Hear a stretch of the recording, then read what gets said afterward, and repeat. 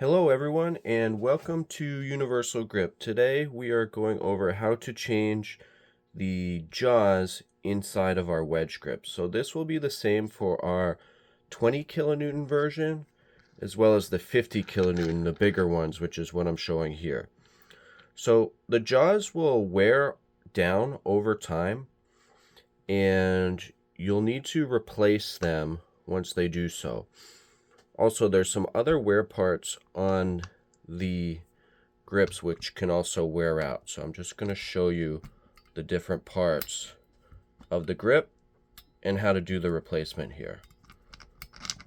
So there's some springs that hold the jaws into place. You'll see them here and on both sides. And then you'll see this copper paste. And so this is the lubricant. And I have some right here. It's used for anti-seizing for brakes and brake systems. It's a good metal to metal lubricant. Can also work in cold and hot temperature, but really nothing special. It's just called copper paste. So you put some paste all along the contact points everywhere the metal makes contact. So here are the springs. The springs just help to provide some initial force to drive the wedge down. And then you'll see behind the springs is the spline gear. So a spline gear is a long gear and it runs the whole length of the grip. And you can see it turning there. So this is what drives the jaws down when you turn the handle, and it drives it with these gears here. So these gears interact with the spline gear. These gear teeth interact with the spline gear, and it pushes the whole thing down to tighten onto the sample. So the spline gear can also wear down too, and to replace that, it's relatively simple. You just unscrew this screw here. It will loosen out, and then you can take this whole handle assembly with the spline gear right out of the side and then replace a new one.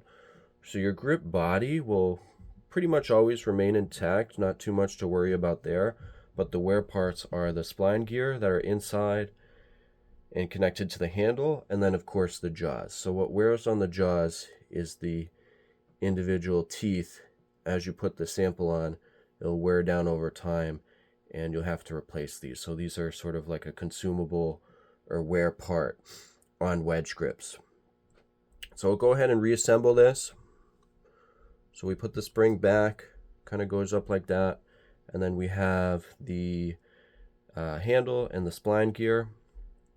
So the most important thing with this is you want to get the teeth to interact with the spline gear and have it be the same on both sides. So I'll show you how to do that. So we put this first. You want to kind of raise it up and then push it down. And if you don't quite have the finger strength, you may need another person to help hold it for you. We'll see if I can do it with just one myself here. All right, so it's a little easier if you push it up. And then we'll take this other one, kind of jam it in there, and get the spring. Make sure the spring is in that hole in the back here. All right, that's in. Remember I mentioned last time, you want to have it be the same on both sides. So I need to push this one up so it's on the same level as the other one. All right, so that's one off. You can see that. Let me go ahead and get a little bit higher up.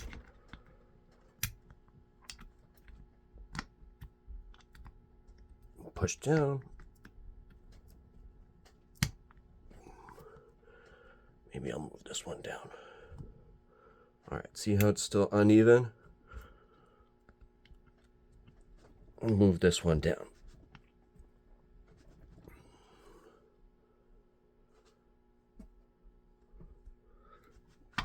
There we go. All right, now they're even. So now I can put these locking nuts back on, and that'll help drive everything back into place. Just like that. Okay. And now the grips are back. Gonna wiggle them around just a little bit to get them perfect. There we go. And they'll offset just a little bit because the way the teeth interlock, but that's how you change the wedge grips. If you have any questions on these grips, you can visit us at universalgripco.com. Thanks for watching.